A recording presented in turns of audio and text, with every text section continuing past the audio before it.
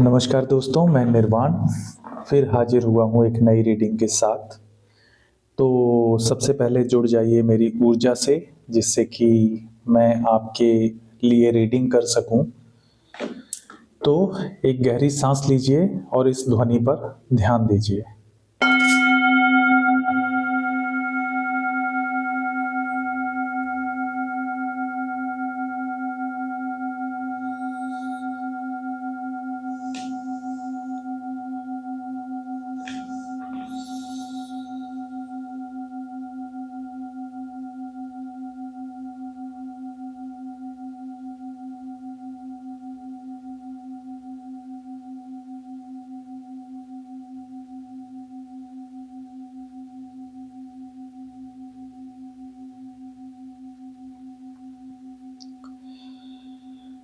अब चलेंगे प्रार्थना की ओर।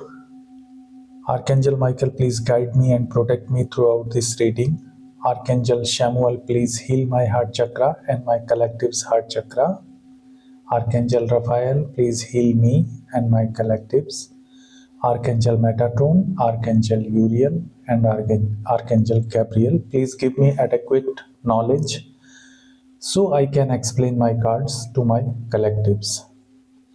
आज हम बात करेंगे, सबसे पहले रीडिंग शुरू होने से पहले माफ़ी चाहता हूं जिन लोगों को मेरी बात नहीं सुननी है वो प्लीज़ इस पार्ट को स्किप कर दें और जब रीडिंग शुरू हो रही है सर्च कर लें, वहां से सुनें।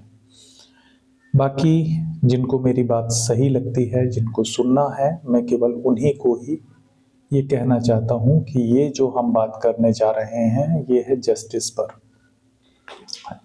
जस्टिस मतलब न्याय। न्याय की अवधारणा क्या रही है हमारे मन में जब से हम इस धरती पर अवतरित हुए हैं, यानी कि इंसानों की प्रजाति जब इस धरती पर आई तो न्याय की आवश्यकता क्यों पड़ी। न्याय एक अपने आप में संपूर्ण इंसाफ की बात, संपूर्ण एक बैलेंस की बात करता है। एक हमको सामंजस्य बनाना था चीज़ों में, और कुछ ऐसी चीज़ें जो हमने इतने सालों के जो लगातार विकास के बाद हमने जानी कि लोगों को एक नेचुरल उनके प्राकृतिक अधिकार हैं। कुछ प्राकृतिक अधिकार जैसे सांस लेना, जैसे खाने को होना, जैसे जो भी समाज में उपलब्ध संसाधन है उनका प्रयोग का अधिकार होना, आगे बढ़ने का अधिकार, संपूर्ण मानव के रूप में एक विकसित होने का अधिकार, सभी प्रकार के जो भी समय के साथ हमको जो संसाधन चाहिए उनको पाने का अधिकार, सभी साधन और सभी अवसर सुलभ करना, ये न्याय की परिकल्पना थी। प्राकृतिक न्याय से शुरू होता है और फिर ये धीरे धीरे हमारे राजनैतिक, आर्थिक और व्यवहारिक न्याय में बदल जाता है। राजनैतिक अधिकार तब आए जब देखा कि समूह, जो समाज का समूह जब बड़ा हुआ, जब लोगों की संख्या बढ़ी तो लोगों ने अपने अपने गुट बना लिए।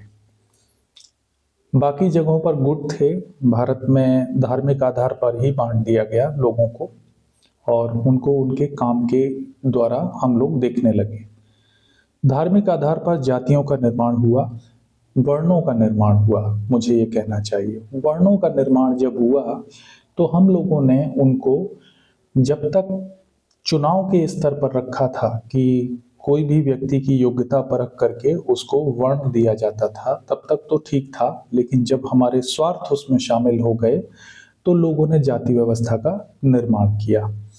जाति व्यवस्था के अंतर्गत हम लोगों ने उन लोगों को अधिकार देने से मना कर दिया जो लोग वंचित थे, यानी कि सामाजिक संसाधनों पर हमारा हक था, हम उनको बांटने को तैयार नहीं थे, हम ज्ञान देने को तैयार नहीं थे, हम आर्थिक सुरक्षा देने को तैयार नहीं थे, हम उनके साथ न्याय करने को, सामाजिक न्याय करने को भी तैयार नहीं थे। और ये क्रम जो शोषण का है वो अलग अलग परिस्थितियों में, अलग अलग देश काल परिस्थिति में लागू होता है। जैसे अमेरिका में रेड इंडियंस के साथ किया गया, उनकी जमीन को कब्जा करके उनको गुलाम बनाया गया, उनके परिवारों को बेदखल कर दिया गया, सभी प्रकार के अधिकारों से वंचित कर दिया गया। तो जो शोषण की कहानी है वो बहुत पुरानी है, बहुत पुरानी है। हम अगर अपने इतिहास में पाएंगे तो शोषण लगभग हर जगह पर किसी ना किसी का होता रहा है, और उस शोषण को मिनिमाइज करने के लिए, हम कह सकते हैं मिनिमाइज करने के लिए, क्योंकि इरेडिकेट करना तो लगभग असंभव है, इसको पूरी तरह से समाप्त करना असंभव है, क्योंकि बहुत सारे लोग हैं, बहुत सारे लोगों के साथ एक आदर्श न्याय की कल्पना करना भी संभव नहीं है, क्योंकि नहीं हो पाता। हम अपने लिए चिंता करते हैं, केवल ये हमारा मानव स्वभाव होता है कि हमें दुनिया से क्या लेना देना। लेकिन हमको कहीं ना कहीं ये पता होना चाहिए कि ईश्वर कैसे न्याय करते हैं। जब हम ईश्वर की बात करते हैं तो ईश्वर को हम केवल मानते हैं कि वो हमको वो न्याय दें जो हमारे लिए सही है। क्या ईश्वर की नज़र में वो न्याय हमें मिलना चाहिए? कभी हमको ऐसे भी सोचना चाहिए कि हमने इस धरती को क्या दिया है। क्या हम भी उसी मानसिकता में तो शामिल नहीं जिसमें लोग शामिल हैं? शोषण की मानसिकता में कहीं ना कहीं शामिल तो नहीं है। कहीं हम भी उन्हीं चीज़ों को तो नहीं मानते हैं जो बिलीव किया जाता है हमारी किसी भी रिजिडिटी के कारण, अज्ञानता के कारण हमारे घर में माना जाता हो। जैसे अगर हम बहुत ज़्यादा इस बात को मानते हैं कि नहीं, वर्ण व्यवस्था एकदम ठीक है, तो क्या हम किसी का विरोध तो नहीं कर रहे हैं आगे बढ़ने से, कि उसको ये संसाधन नहीं मिलने चाहिए, उसको आगे बढ़ने की चीज़ें नहीं मिलनी चाहिए? या हम उस शोषण की तरफ से आंख मूंद लेते हैं जो कि हमने किया है पुराने समय में? तो अपने आप को चेक में रखना एक आध्यात्मिक व्यक्ति का ये कर्तव्य है कि वो खुद को चेक में रखे, खुद को हमेशा जांचता रहे कि कहीं हम किसी प्रकार की इस प्रकार की शोषण की जो मनोवृत्ति है उसको बढ़ावा तो नहीं दे रहे हैं, कहीं हम उसका समर्थन तो नहीं कर रहे हैं जो चीज़ गलत है। और यकीन मानिए, यदि आप वो समर्थन नहीं करते हैं, यदि आप इस तरह के नहीं हैं, तो निश्चित रूप से वो जो न्याय है, प्राकृतिक न्याय की परिकल्पना है जो हमारी, वो हमारे ऊपर लागू होगी। अन्यथा हमारी जो लीनिएज है, और अगर हम उस लीनिएज को जो हमारे पुराने लोग करते चले गए हैं पास्ट में, अगर हम उसी की परंपरा को मानते हुए और उसी रूढ़िवादी विचार को रखते रहेंगे, तो हमें कोई हक नहीं है ईश्वर से न्याय मांगने का। ये मेरी अपनी सोच है। देखिए, मैं इसके लिए किसी को भी ये नहीं कहूँगा कि कोई व्यक्ति लिखित प्रूफ दिखाए मुझे, ये साबित करने की कोशिश करे कि नहीं ये गलत नहीं है। देखिए, वो आपकी इंडिविजुअल सोच है। मैं ये मानता हूँ कि प्राकृतिक न्याय का सिद्धांत ये कहता है कि ईश्वर ने जब इस धरती को बनाया था तो केवल एक जोड़े को पैदा किया था इस धरती पर, जिसको अलग अलग धर्मों में अलग अलग नाम दिया गया है। हमारे धर्म में मनु और शत्रुपा, ईसाई धर्म में एडम एंड ईव, मुस्लिम धर्म में हम कहते हैं आदम और हव्वा। तो इस तरह से एक ही जोड़ा पैदा हुआ था। अब ये बात अलग है, सबको अपनी ढपली अपना रख चाहिए, तो उन लोगों ने सब अलग मान लिया है, अलग अलग कर लिया है सबको, ईश्वर को भी बांट लिया है लोगों ने। मुझे हंसी आती है बोलने में, लेकिन मैं सही बात बताऊं कि मनोवृत्ति इतनी छोटी हो चुकी है कि हमने भगवान को भी, ईश्वर को भी बांट लिया है धर्मों में।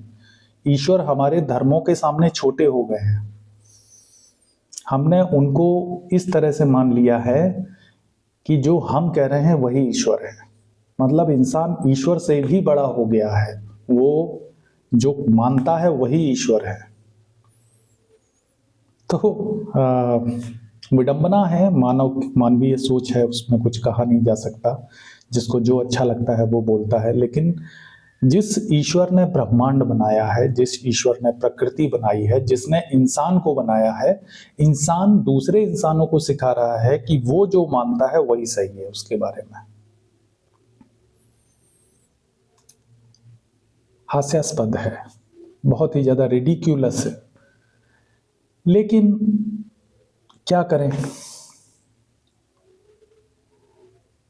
एक साथ बहुत सारे लोगों को समझाना संभव नहीं है, क्योंकि लोग सुनते नहीं हैं, पहली चीज।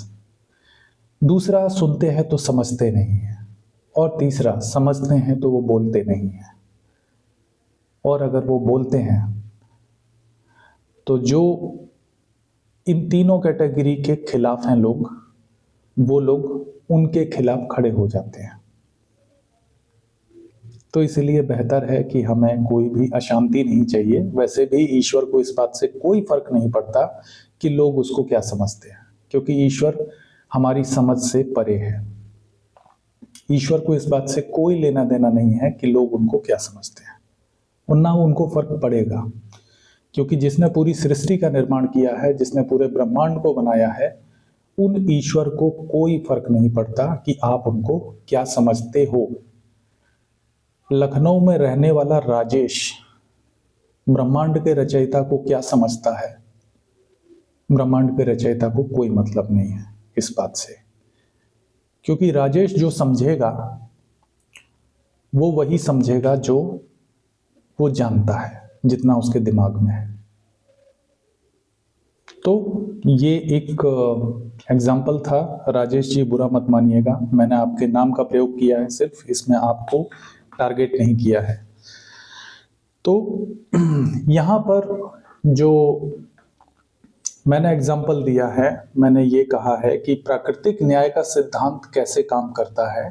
प्राकृतिक न्याय का सिद्धांत ऐसे काम करेगा जब आप अपने जो प्रिजुडिस है, मीन्स एक जो हम पहले से एक मान लेते हैं, किसी के प्रति घृणा मान लेते हैं, किसी कोई व्यक्ति ऐसा ही होगा।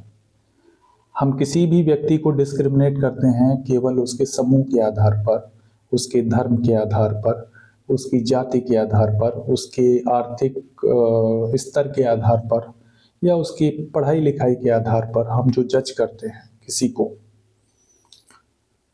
वो जजमेंट हमको नहीं करना है। सिंपल सा रूल है, किसी को जज मत कीजिए।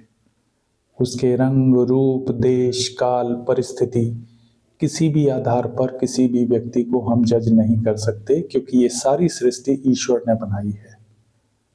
और जब ईश्वर ने भेदभाव नहीं किया है तो हम कौन होते हैं? हम कोई भी नहीं है।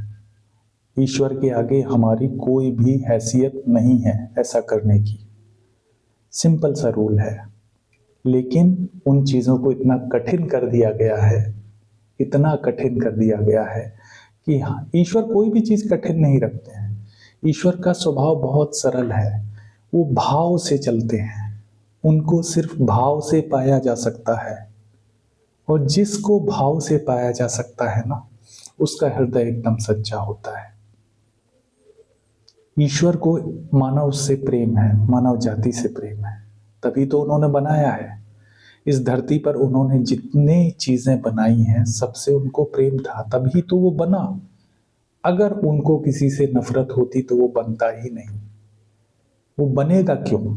यदि आप अपना घर बनाते हैं तो आप वही चीजें लगाएंगे वहां पर, उस घर में। आपको अधिकार दिया जाए अपना घर बनाने का, और आपके पास पूरे संसाधन हैं बनाने के लिए, तो आप वही लगाएंगे जो आपको अच्छा लगेगा। उसी प्रकार से जब ईश्वर ने इस सृष्टि का निर्माण किया तो उन्होंने वही यहाँ पर दिया है जो उनको अच्छा लगता है। तो हम और आप कौन होते हैं विरोध करने वाले किसी का? समस्या पैदा होती है हमारे एक दूसरे के बीच में, क्योंकि हम में से कुछ लोग जजमेंट करते हैं, हम में से कुछ लोग ईगो रखते हैं, हम में से कुछ लोग घमंड में आ जाते हैं, हम में से कुछ लोग सुधरने को तैयार नहीं होते हैं और मानने को तैयार नहीं होते कि हमें मन में जलन नहीं रखनी है। हम ये मानने को तैयार नहीं होते कि हमें घमंड नहीं करना है। हम ये मानने को तैयार नहीं होते कि हमें किसी के अधिकारों को चोट नहीं पहुंचानी है, किसी के आत्मसम्मान को क्षति नहीं पहुंचानी है। और जब हम ये मानने को तैयार नहीं होते, उसी से ये सारी समस्या क्रिएट हो जाती है। क्योंकि कुछ लोग समूह में मिलकर के दूसरे लोगों के अधिकारों को खा जाते हैं, दूसरों को नुकसान पहुंचा के उनको खुशी मिलने लगती है। और जब ये होता है तब पाप नामक जो एक एंटिटी है जिसको हम पाप कहते हैं, एक बैलेंस, कार्मिक बैलेंस डेबिट हो जाता है, डेबिट या क्रेडिट हो जाता है। मतलब जिसके साथ बुरा हो रहा है उसका एक बुरा कर्म खत्म हो जाता है, और जो कर रहा है बुरा कर्म उसके बुरे कर्मों में एक क्रेडिट हो जाता है। लेकिन याद रखिएगा कि ये जो भी ट्रांजैक्शन है ये ब्याज के साथ होता है। इसीलिए जो आपके साथ बुरा कर रहा है, मान के चलिए कि आपका एक बुरा कर्म वो ले गया, आपका बैलेंस डेबिट हुआ है, तो ईश्वर उसको किसी ना किसी प्रकार से दूसरे तरीके से आपको भर देंगे, आपको दे देंगे। कोई जरूरी नहीं है कि उसके साथ वही होगा जो आपके साथ उसने किया है, बिल्कुल जरूरी नहीं है। और ये जन्मों जन्मांतरों तक चल सकता है ये प्रोसेस। मैंने बहुत पहले द्वितीय विश्व युद्ध की एक कहानी बताई थी जिसमें हिटलर ने लाखों लोगों को मौत की नींद सुला दिया था। तो जब एलाइड फोर्सेस हिटलर तक पहुंची तो वो जर्मनी में अपने बंकर में था अपनी प्रेमिका के साथ। जब उसने देखा कि उसको पकड़ लिया जाएगा तो उसने अपनी कनपटी पर गोली मार करके, खुद ही गोली मार करके आत्महत्या कर ली और उसका अंत हो गया। तो क्या आपको लगता है कि जिसने लाखों लोगों को मारा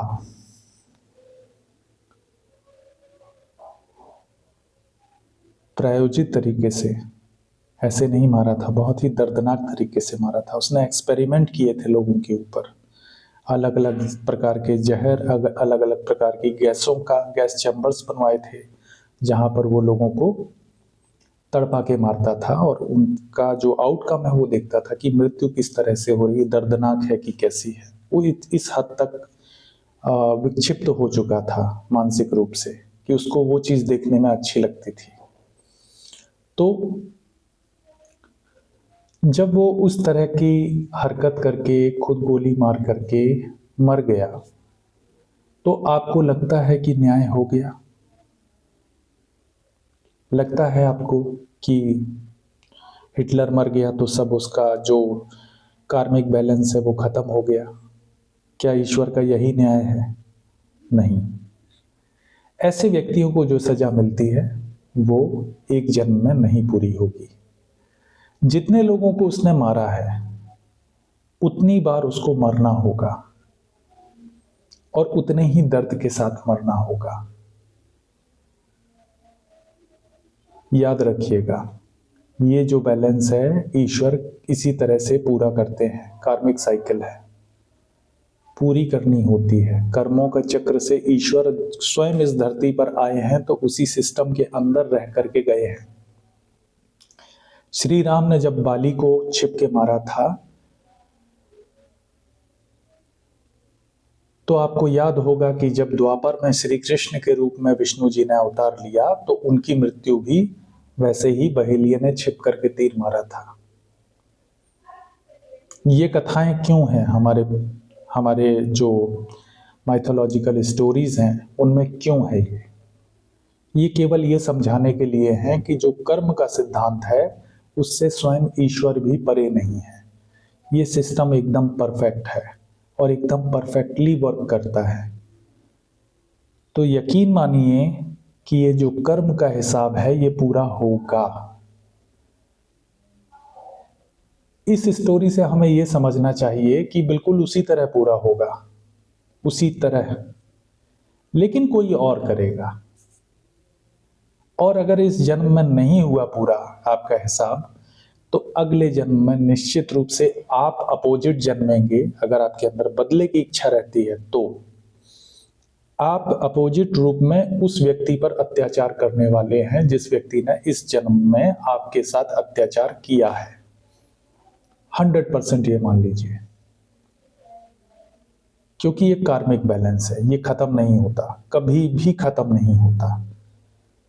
लेकिन हाँ, इसमें लाइफ टाइम्स आपके लग जाते हैं और हमारी सोल सीखती रहती है हमेशा। बस यही एक अंतर होता है कि हमारी सोल सीखती रहती है लगातार। हम वो सीखते रहते हैं, हमारी आत्मा में ज्ञान जाता रहता है और हम लगातार जितने जन्म लेंगे हमारी आत्मा उतना उन्नति कर चुकी होगी, उतना हमारे अंदर अनुभव आ गया होगा, तो हमारी दर्द सहने की क्षमता भी बढ़ जाती है। जो आत्मा जितनी पुरानी होगी उसके अंदर दर्द सहने की क्षमता उतनी ज्यादा होगी, वो उतना ज्यादा जीवट होगा, वो उतना ज्यादा सहनशील हो चुका होगा या हो चुकी होगी। यहाँ पर जेंडर की बात नहीं करेंगे। तो यदि आप अपने आप को ईश्वर का अनुयायी कहते हैं और कार्मिक सिद्धांतों पर विश्वास रखते हैं, तो आपको मानवीय मूल्यों पर विश्वास रखना होगा और इंसान को उसी नजर से देखना होगा जैसे कि ईश्वर ने उनको बनाते वक्त देखा है। बहुत ही प्यारी कौम है हमारी, याद रखिएगा। अभी मैं सुनीता विलियम्स का इंटरव्यू देख रहा था। जब उनसे इंटरव्यूअर ने पूछा कि आपको स्पेस में रहने पर सबसे ज्यादा अच्छा क्या लगा, तो उनका उत्तर था ह्यूमन, मानव। क्यों? क्योंकि लंबे समय तक अंतरिक्ष में रहने के बाद उनको जो याद आई वो सिर्फ इंसानियत की याद आई।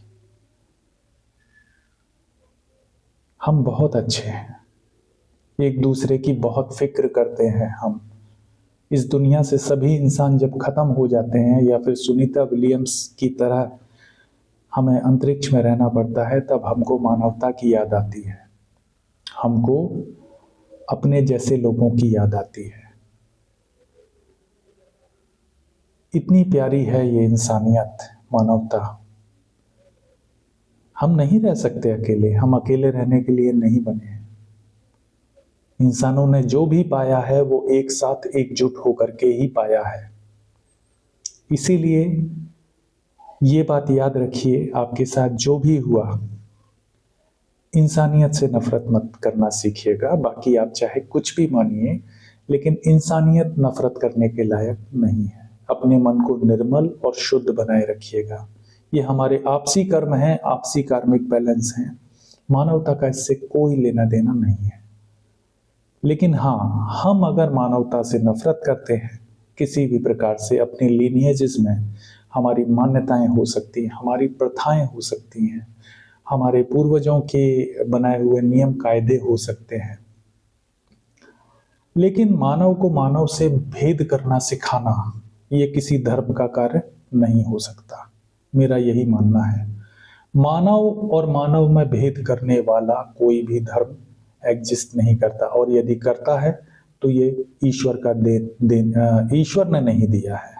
ये बात आप मान करके चलिए, क्योंकि ईश्वर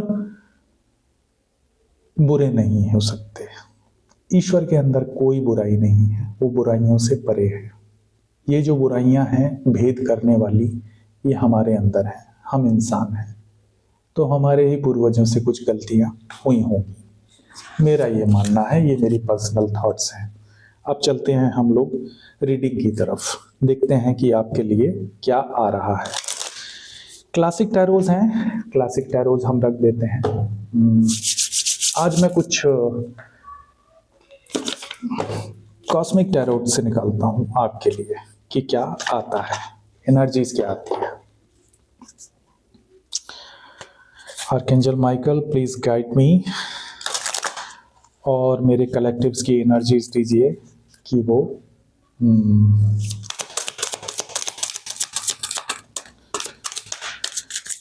उनके लिए क्या आ रहा है। देखिए, अगर आप कुछ भी सोच रहे हैं अपने बारे में, कोई भी क्वेश्चन आप सोचिए इस समय, तो उसका आंसर यस है। अगर आप कुछ भी सोच रहे थे, आपके मन को कोई भी चीज परेशान कर रही थी, तो उसका उत्तर है yes. Luck is on your side. तो आपके जो दिन हैं वो बदल रहे हैं, हाँ, अच्छे दिन आ रहे हैं।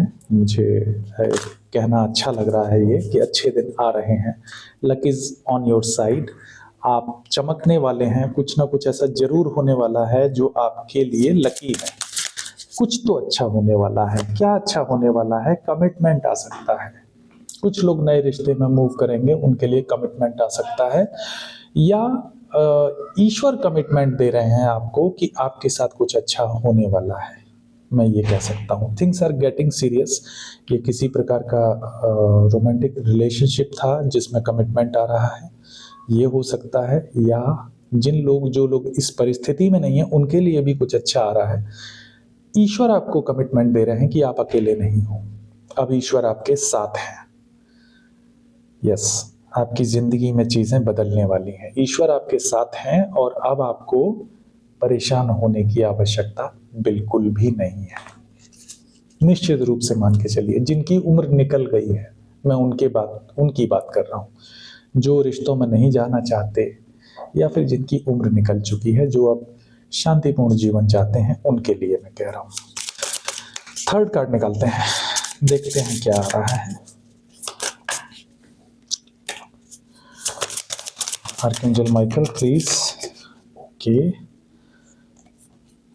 यहाँ पर किसी प्रकार की इंटीमेसी आ रही है। इंटीमेसी का कार्ड है तो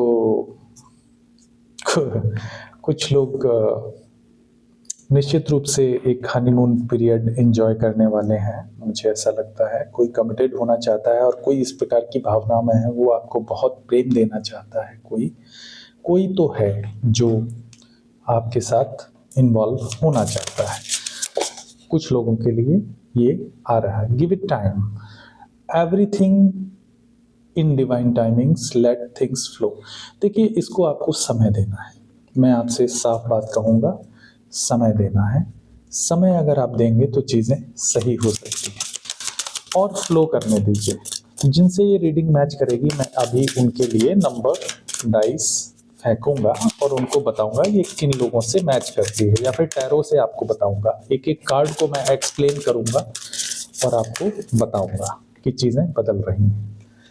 मैनिफेस्ट, देखिए, आपको अच्छा मैनिफेस्ट करना है, अच्छा सोचना है। कुल मिलाकर के आपको बहुत अच्छा सोचना है अपने लिए, लेकिन साथ ही कॉशन भी आया है। बॉटम कार्ड कहते हैं कि ये सब चीज़ें आ रही हैं, commitment, intimacy, give it time, manifest, और अच्छा सोचिए अपने लिए, ठीक है। और जो भी आप सोचते हैं यस, वो यस में है, ठीक। लेकिन कॉशन, देखिए, आपको इंफॉर्मेशन चाहिए। पूरी इंफॉर्मेशन लिए बगैर आप प्रोसीड मत करिए। मैं आपको बता रहा हूँ, प्रोसीड मत करिए। आप लास्ट टाइम भी ये गलती कर चुके हैं, आपने कॉशन नहीं लिया। उसका खामियाजा है कि बहुत सारे लोग आज ब्रोकन हार्ट हैं। और इस समय भी अगर आपको इंफॉर्मेशन पूरी नहीं दी जा रही है या फिर कुछ आपको रेड फ्लैग्स नज़र आ रहे हैं, तो निश्चित रूप से आपको चाहिए कि आप इन चीज़ों से थोड़ा सा कॉशियस रहें और थोड़ा सा अपने आप को दूर रखें जब तक कि आपको क्लैरिटी नहीं दिखती है। अब मैं क्लासिक टैरो से निकालूंगा कि एक एक कार्ड का एक्सप्लेनेशन लूंगा मैं। तो देखते हैं कि आर्कएंजल माइकल हमको क्या बताना चाहते हैं। निश्चित रूप से सबसे पहले आर्कएंजल माइकल किन चीज़ों के लिए कॉशन में रहने को कह रहे हैं, हम ये देखते हैं। कॉशन कार्ड, जो कि बॉटम कार्ड कॉशन है। जो भी चीज़ आप करें बहुत ही कॉशन के साथ करें, कॉशियस रहना जरूरी है, मतलब सावधानी आपको रखना है। कॉशन क्या कहता है, देखें कॉशन का कार्ड क्या है। देखिए, आप नई शुरुआत कर रहे हैं, पेज ऑफ वैंड्स, अभी आप शुरुआत के मोड में हैं, ठीक है। पहला कार्ड आया है तो पेज ऑफ वैंड में बहुत ही देख समझ के कुछ चीज़ें पैशनेटली आप शुरू करना चाहते हैं, लेकिन यहाँ पर धोखाधड़ी की संभावना भी है। 7 ऑफ सोर्ड्स का कार्ड आया है, तो इस धोखाधड़ी से बचाने के लिए आपको कॉशन लेना है, बचना है आपको। अभी भी धोखा हो सकता है। देखिए, 7 ऑफ सोर्ड्स साफ दिख रहा है। आप देख रहे हैं जिस व्यक्ति की तरफ, वो व्यक्ति धोखा दे सकता है आपको। स्पेशली जिन लोगों का 777 दिख रहा है, या फिर 7 नंबर डेट ऑफ बर्थ है, वो लोग तो बहुत ही ध्यान दें। 7 नंबर वाला डेट ऑफ बर्थ वाला आपके साथ कर सकता है, या फिर जिसका मंथ ऑफ बर्थ और कोई तुला राशि का शख्स हो सकता है जो आपको धोखा दे सकता है, या आप तुला राशि के हैं। लिब्रा, देखिए यहाँ पर प्रॉपर्टी को लेकर के कोई धोखा हो सकता है। अगर आप प्रॉपर्टी से संबंधित किसी चीज से डील कर रहे हैं तो वहां पे आपके साथ धोखा हो सकता है, क्योंकि यहाँ 2 तलवारें लैंड में घुसी हुई हैं, जमीन में लगी हुई हैं, इसीलिए मैं कर रहा हूँ। 5 तलवारें इसके हाथ में हैं। तो 5 तलवारें हाथ में हैं, यानी कि ये 5वीं बार चीटिंग करेगा व्यक्ति, या फिर 5 लोगों से चीट कर चुका है। ये कोई लेडी या जेंट्स कोई भी हो सकता है, आप देख लीजिए ये कौन है। ये 5 लोगों को धोखा दे चुका है अब तक।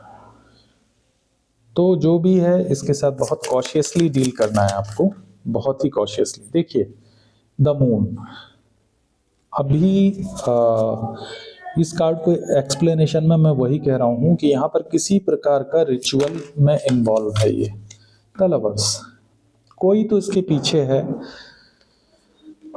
इसका पुराना प्रेमी हो सकता है, और आप सोच रहे हैं कि ये व्यक्ति आप में है, लेकिन ये देख पीछे रहा है, चल आपकी तरफ रहा है। पुराना कोई है जो इमोशन में डूबा हुआ है, उससे लड़ाई हो गई है, इसलिए ये आपके पास आना चाह रहा है। 4 ऑफ सोर्ड्स, इस समय इमोशनली बहुत डिस्टर्ब है ये। तो अगर कोई भी ऐसा व्यक्ति है, देखिए 4 नंबर, 7 नंबर, 18, 6 और 5, इन नंबर वालों से आप सावधान रहिए, बहुत ही सावधान रहिए। ये, या फिर आप इन नंबर्स से कोरिलेट कर सकते हैं खुद को। Gemini, Libra, Aquarius, mainly Aries, Scorpio, Aries, लियो,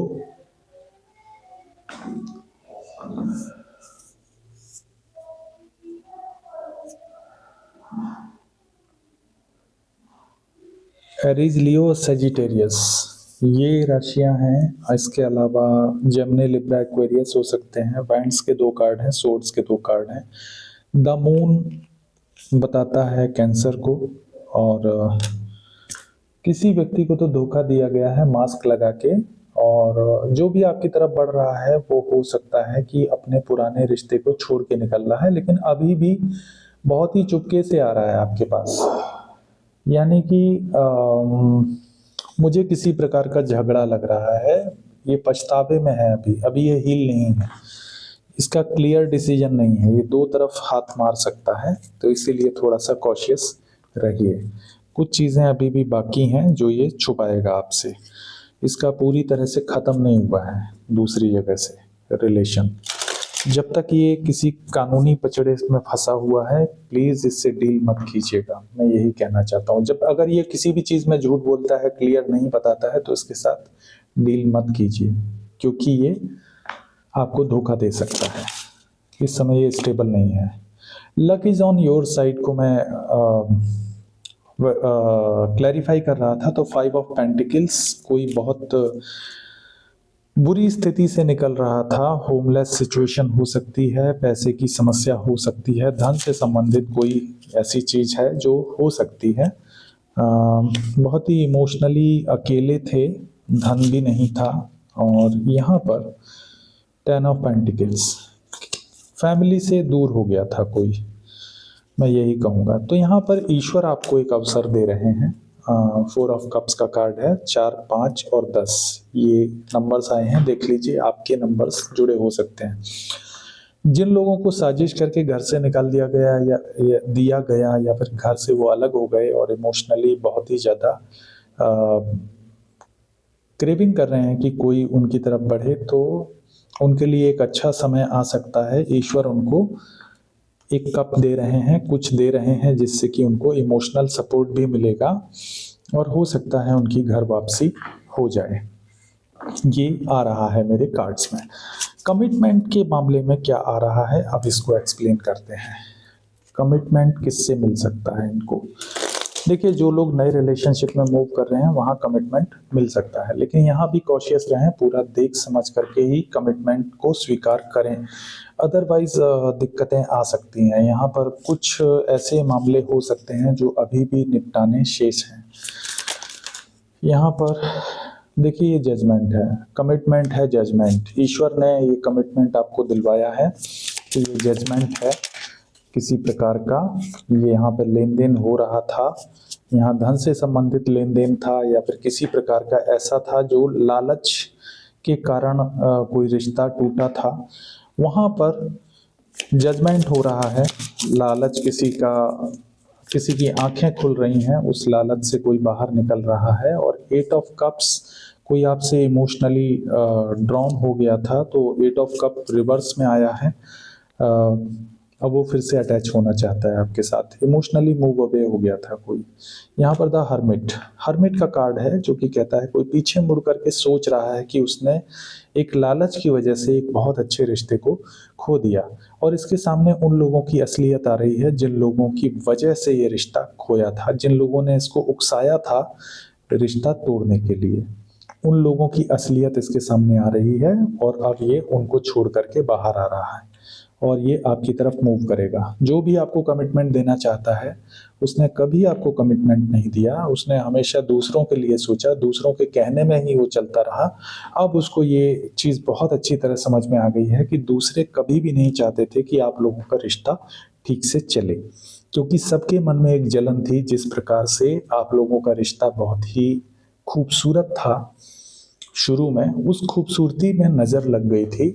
इविल आई किसी की वो आंखों में वो चुभता था कि इतना अच्छा रिश्ता कैसे हो सकता है, इतना अच्छा संबंध कैसे हो सकता है आप लोगों का। और वो उन्हीं लोगों के कहने में अपने रिश्ते को छोड़ करके निकल गया था। बेचारा कोई कान का कच्चा व्यक्ति अब अकेले में परेशान है, बाल सफेद हो चुके हैं।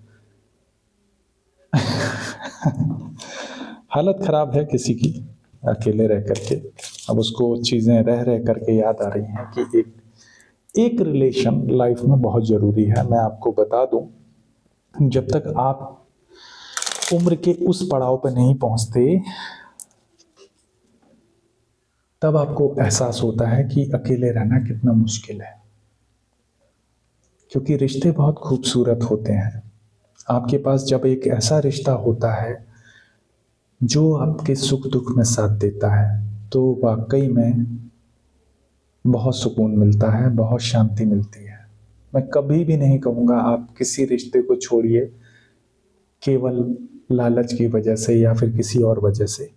दोनों लोग बात करिए, आपस में बैठ करके बात करिए, ट्रांसपेरेंट रहिए। अपने रिश्तों में ट्रांसपेरेंसी बहुत ज़रूरी है। किसी को बुरा लगता है तो लगने दीजिए, लेकिन जो सत्य है वही बोलिए। आज बुरा लगेगा, लेकिन कल को छुपाने के लिए कुछ नहीं रहेगा। लोग क्या करते हैं, लोग अपनी ईगो को बचाने के लिए झूठ बोलते हैं, और बाद में जब चीज़ें खराब हो जाती हैं तो फिर उनको रिश्ता छोड़ना पड़ता है, रिश्ता बुरी तरह से डैमेज होता है। इसीलिए बोला जाता है ट्रांसपेरेंसी बहुत अच्छी पॉलिसी है। पारदर्शिता सब कुछ है। रिश्तों में एकदम पारदर्शी रहना चाहिए और सारी बातों को शेयर करना चाहिए। जो लोग बातों को छुपाते हैं वहाँ रेड फ्लैग्स हैं, आप याद रखिए, वो रेड फ्लैग्स हैं। छुपाना कभी भी अच्छी बात नहीं है, मैं आपको बता दूं, कभी भी नहीं छुपाना चाहिए कुछ भी। और अगर कोई व्यक्ति रिश्ता तोड़ने की बात कर रहा है और हम उन्हीं के बारे में ही छुपा रहे हैं, हम बता ही नहीं रहे हैं कि ये कौन बोल रहा है हमसे, हम उसी के कहने में चल रहे हैं, तो ऐसे लोगों को मैं बेवकूफ़ कहता हूँ कि जो रिश्ता तोड़ने के लिए बात कर रहे हैं और आप उन्हीं की रक्षा कर रहे हो, आप उन्हीं का पक्ष ले रहे हो। कैसे लोग कर लेते हैं, बहुत ही अजीब सी बात है। मैं तो यही मानूंगा कि लोग बेवकूफ़ होते हैं। इंटीमेसी, यहाँ पर 4 ऑफ सोर्ड्स का कार्ड है। 4 ऑफ सोर्ड्स क्यों आ रहा है, 3 ऑफ सोर्ड्स, और यहाँ पर 6 ऑफ सोर्ड्स। बॉटम का कार्ड है 5 ऑफ सोर्ड्स। देखिए, यहाँ पर मुझे जो इंटीमेसी का कार्ड आया है उसका क्लैरिफिकेशन ये मिल रहा है कि कोई ऐसा व्यक्ति है जो बहुत ज़्यादा टेंशन में था, थर्ड पार्टी को इंट्रोड्यूस किया था इसने पीठ पीछे, और अब वो कर्मा भुगत रहा है थर्ड पार्टी के साथ। थर्ड पार्टी के साथ इसकी लड़ाई हो गई। तो इंटीमेसी की वजह से, किसी की इंटीमेसी की वजह से इसने आपके साथ लड़ाई की थी पास्ट में। जो भी व्यक्ति अब कमिटमेंट लेके आ रहा है आपके पास, वो इंटीमेट रिलेशन थे उसके कहीं पर, और उसकी वजह से ही इसने आपसे लड़ाई की थी। वो उस इंटीमेसी को छोड़ने को राजी नहीं था, जो भी व्यक्ति था। तो इसने क्या किया कि सारा इल्जाम भी आप पर डाला, और आपको हराने के लिए हर वो प्रयास किया जो जरूरी था, इसको लगा। अब ये कर्मा भुगत रहा है, आप भी इसको छोड़ करके निकल लिए हैं। यहाँ पर 6 ऑफ सोर्ड्स का कार्ड है, दोनों लोग मूव ऑन कर गए हैं सिचुएशन से।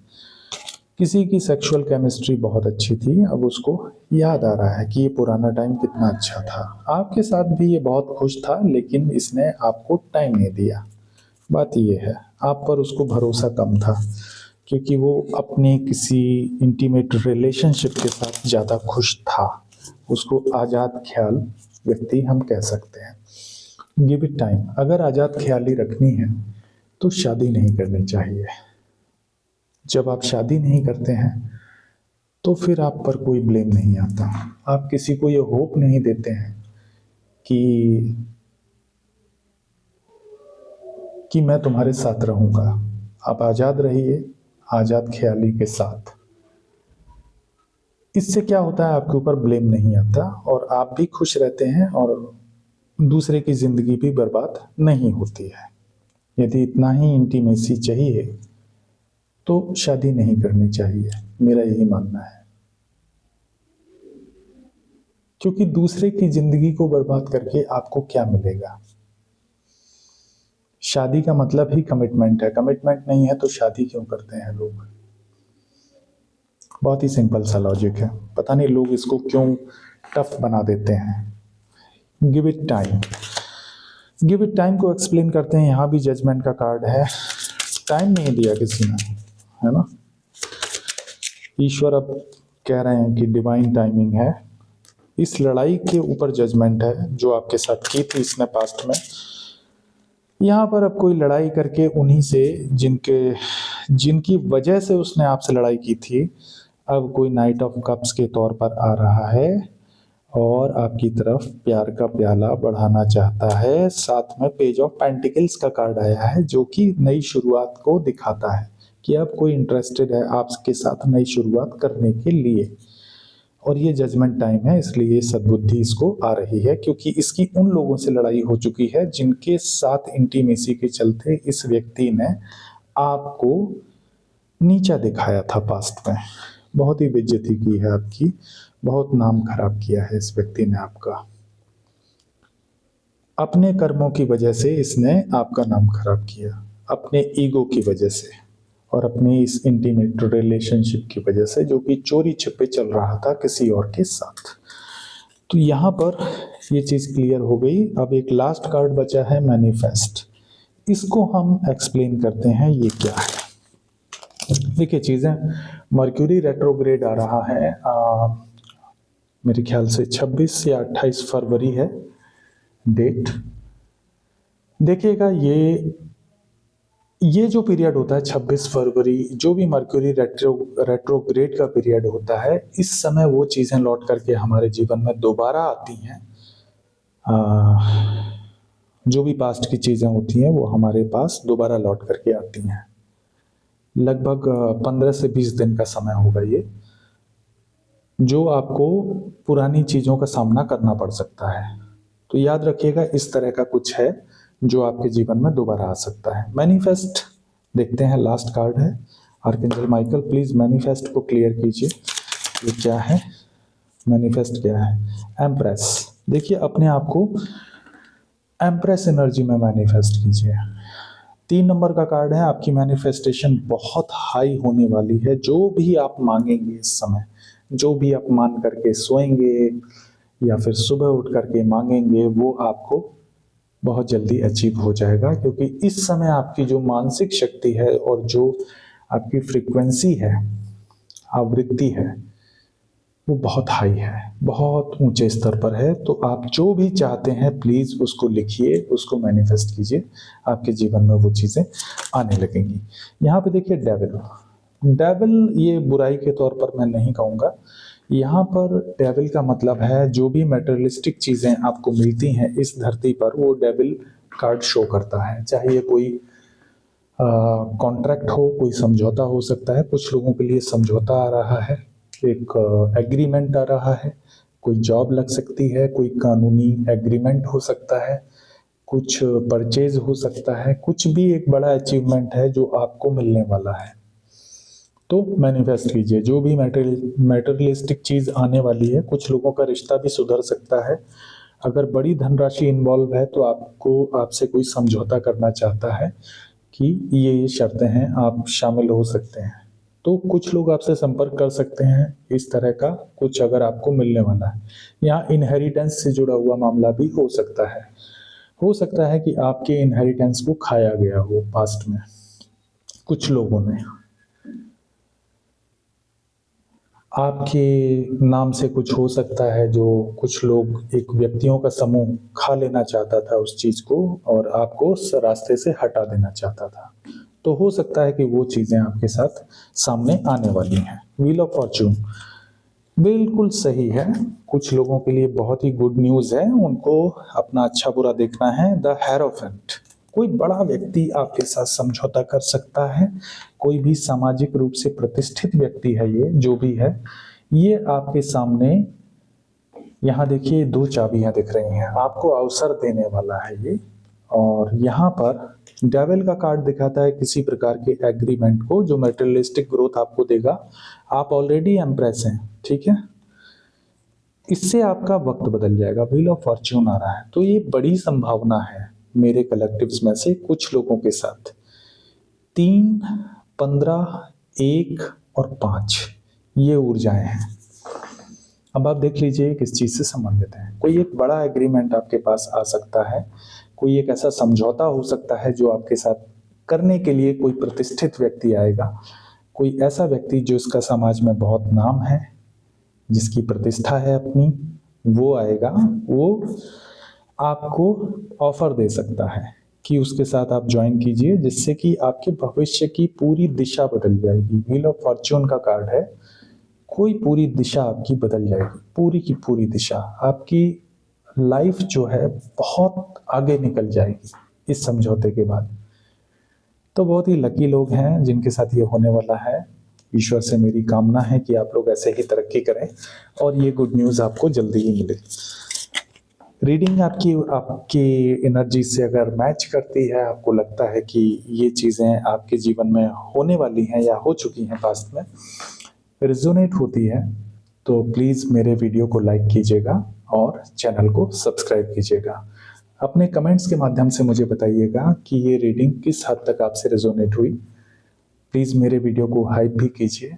और पर्सनल रीडिंग का सेशन खुल चुका है, जिन लोगों को पर्सनल रीडिंग चाहिए वो मेरे डिस्क्रिप्शन में दिए गए नंबर से संपर्क कर सकते हैं। इस नंबर पर व्हाट्सएप या एसएमएस की सुविधा उपलब्ध है। इसके अलावा ये एक पेड सर्विस है, मैं आपसे यही कहूँगा, पेड सर्विस है ये। तो प्लीज़ इस बात का ध्यान रखें कि ये फ्री सर्विस नहीं है। यहाँ पर एक शुल्क लिया जाएगा, उस शुल्क के बदले में आपको रीडिंग दी जाएगी। इसके साथ ही मैं आपसे विदा लूंगा। आपका दिन शुभ हो, आपकी रात्रि शुभ हो, आपका जीवन शुभ हो। नमस्कार दोस्तों, मैं निर्वाण फिर हाजिर हुआ हूँ एक नई रीडिंग के साथ। तो सबसे पहले जुड़ जाइए मेरी ऊर्जा से, जिससे कि मैं आपके लिए रीडिंग कर सकूं। तो एक गहरी सांस लीजिए और इस ध्वनि पर ध्यान दीजिए।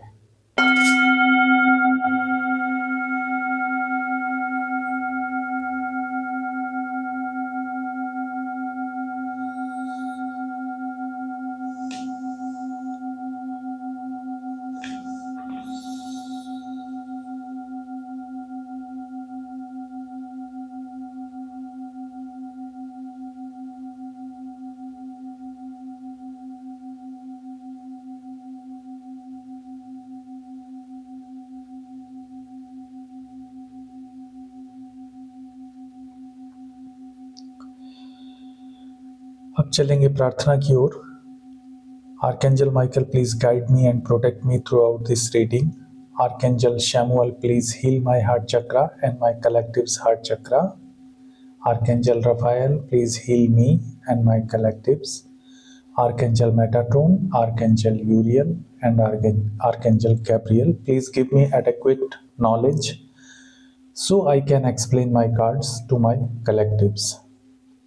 आज हम बात करेंगे, सबसे पहले रीडिंग शुरू होने से पहले माफ़ी चाहता हूँ जिन लोगों को मेरी बात नहीं सुननी है वो प्लीज़ इस पार्ट को स्किप कर दें और जब रीडिंग शुरू हो रही है सर्च कर लें, वहाँ से सुनें। बाकी जिनको मेरी बात सही लगती है, जिनको सुनना है, मैं केवल उन्हीं को ही ये कहना चाहता हूँ कि ये जो हम बात करने जा रहे हैं ये है जस्टिस पर। जस्टिस मतलब न्याय। न्याय की अवधारणा क्या रही है हमारे मन में जब से हम इस धरती पर अवतरित हुए हैं, यानी कि इंसानों की प्रजाति जब इस धरती पर आई तो न्याय की आवश्यकता क्यों पड़ी। न्याय एक अपने आप में संपूर्ण इंसाफ की बात, संपूर्ण एक बैलेंस की बात करता है। एक हमको सामंजस्य बनाना था चीज़ों में, और कुछ ऐसी चीज़ें जो हमने इतने सालों के जो लगातार विकास के बाद हमने जानी कि लोगों को एक नेचुरल उनके प्राकृतिक अधिकार हैं। कुछ प्राकृतिक अधिकार जैसे सांस लेना, जैसे खाने को होना, जैसे जो भी समाज में उपलब्ध संसाधन है उनका प्रयोग का अधिकार होना, आगे बढ़ने का अधिकार, संपूर्ण मानव के रूप में एक विकसित होने का अधिकार, सभी प्रकार के जो भी समय के साथ हमको जो संसाधन चाहिए उनको पाने का अधिकार, सभी साधन और सभी अवसर सुलभ करना, ये न्याय की परिकल्पना थी। प्राकृतिक न्याय से शुरू होता है और फिर ये धीरे धीरे हमारे राजनैतिक, आर्थिक और व्यवहारिक न्याय में बदल जाता है। राजनैतिक अधिकार तब आए जब देखा कि समूह, जो समाज का समूह जब बड़ा हुआ, जब लोगों की संख्या बढ़ी तो लोगों ने अपने अपने गुट बना लिए। बाकी जगहों पर गुट थे, भारत में धार्मिक आधार पर ही बांट दिया गया लोगों को और उनको उनके काम के द्वारा हम लोग देखने लगे। धार्मिक आधार पर जातियों का निर्माण हुआ, वर्णों का निर्माण हुआ। मुझे ये कहना चाहिए, वर्णों का निर्माण जब हुआ तो हम लोगों ने उनको जब तक चुनाव के स्तर पर रखा था कि कोई भी व्यक्ति की योग्यता परख करके उसको वर्ण दिया जाता था, तब तक तो ठीक था। लेकिन जब हमारे स्वार्थ उसमें शामिल हो गए तो लोगों ने जाति व्यवस्था का निर्माण किया। जाति व्यवस्था के अंतर्गत हम लोगों ने उन लोगों को अधिकार देने से मना कर दिया जो लोग वंचित थे, यानी कि सामाजिक संसाधनों पर हमारा हक था, हम उनको बांटने को तैयार नहीं थे, हम ज्ञान देने को तैयार नहीं थे, हम आर्थिक सुरक्षा देने को तैयार नहीं थे, हम उनके साथ न्याय करने को, सामाजिक न्याय करने को भी तैयार नहीं थे। और ये क्रम जो शोषण का है वो अलग अलग परिस्थितियों में, अलग अलग देश काल परिस्थिति में लागू होता है। जैसे अमेरिका में रेड इंडियंस के साथ किया गया, उनकी ज़मीन को कब्जा करके उनको गुलाम बनाया गया, उनके परिवारों को बेदखल कर दिया गया, सभी प्रकार के अधिकारों से वंचित कर दिया गया। तो जो शोषण की कहानी है वो बहुत पुरानी है, बहुत पुरानी है। हम अगर अपने इतिहास में पाएंगे तो शोषण लगभग हर जगह पर किसी ना किसी का होता रहा है, और उस शोषण को मिनिमाइज करने के लिए, हम कह सकते हैं मिनिमाइज करने के लिए, क्योंकि इरेडिकेट करना तो लगभग असंभव है, इसको पूरी तरह से समाप्त करना असंभव है, क्योंकि बहुत सारे लोग हैं, बहुत सारे लोगों के साथ एक आदर्श न्याय की कल्पना करना भी संभव नहीं है, क्योंकि नहीं हो पाता। हम अपने लिए चिंता करते हैं, केवल ये हमारा मानव स्वभाव होता है कि हमें दुनिया से क्या लेना देना। लेकिन हमको कहीं ना कहीं ये पता होना चाहिए कि ईश्वर कैसे न्याय करते हैं। जब हम ईश्वर की बात करते हैं तो ईश्वर को हम केवल मानते हैं कि वो हमको वो न्याय दें जो हमारे लिए सही है। क्या ईश्वर की नज़र में वो न्याय हमें मिलना चाहिए? कभी हमको ऐसे भी सोचना चाहिए कि हमने इस धरती को क्या दिया है। क्या हम भी उसी मानसिकता में तो शामिल नहीं जिसमें लोग शामिल हैं? शोषण की मानसिकता में कहीं ना कहीं शामिल तो नहीं है? कहीं हम भी उन्हीं चीज़ों को तो नहीं मानते हैं जो बिलीव किया जाता है हमारी किसी भी रिजिडिटी के कारण, अज्ञानता के कारण हमारे घर में माना जाता हो। जैसे अगर हम बहुत ज़्यादा इस बात को मानते हैं कि नहीं, वर्ण व्यवस्था एकदम ठीक है, तो क्या हम किसी का विरोध तो नहीं कर रहे हैं आगे बढ़ने से कि उसको ये संसाधन नहीं मिलने चाहिए, उसको आगे बढ़ने की चीज़ें नहीं मिलनी चाहिए? या हम उस शोषण की तरफ से आंख मूंद लेते हैं जो कि हमने किया है पुराने समय में? तो अपने आप को चेक में रखना एक आध्यात्मिक व्यक्ति का ये कर्तव्य है कि वो खुद को चेक में रखे, खुद को हमेशा जांचता रहे कि कहीं हम किसी प्रकार की इस प्रकार की शोषण की जो मनोवृत्ति है उसको बढ़ावा तो नहीं दे रहे हैं, कहीं हम उसका समर्थन तो नहीं कर रहे हैं जो चीज़ गलत है। और यकीन मानिए, यदि आप वो समर्थन नहीं करते हैं, यदि आप इस तरह के नहीं हैं, तो निश्चित रूप से वो जो न्याय है, प्राकृतिक न्याय की परिकल्पना है जो हमारी, वो हमारे ऊपर लागू होगी। अन्यथा हमारी जो लीनिएज है, और अगर हम उस लीनिएज को जो हमारे पुराने लोग करते चले गए हैं पास्ट में, अगर हम उसी की परंपरा को मानते हुए और उसी रूढ़िवादी विचार को रखते रहेंगे तो हमें कोई हक नहीं है ईश्वर से न्याय मांगने का। ये मेरी अपनी सोच है। देखिए, मैं इसके लिए किसी को भी ये नहीं कहूँगा कि कोई व्यक्ति लिखित प्रूफ दिखाए मुझे, ये साबित करने की कोशिश करे कि नहीं ये गलत नहीं है। देखिए, वो आपकी इंडिविजुअल सोच है। मैं ये मानता हूँ कि प्राकृतिक न्याय का सिद्धांत ये कहता है कि ईश्वर ने जब इस धरती को बनाया था तो केवल एक जोड़े को पैदा किया था इस धरती पर, जिसको अलग अलग धर्मों में अलग अलग नाम दिया गया है। हमारे धर्म में मनु और शत्रुपा, ईसाई धर्म में एडम एंड ईव, मुस्लिम धर्म में हम कहते हैं आदम और हव्वा। तो इस तरह से एक ही जोड़ा पैदा हुआ था।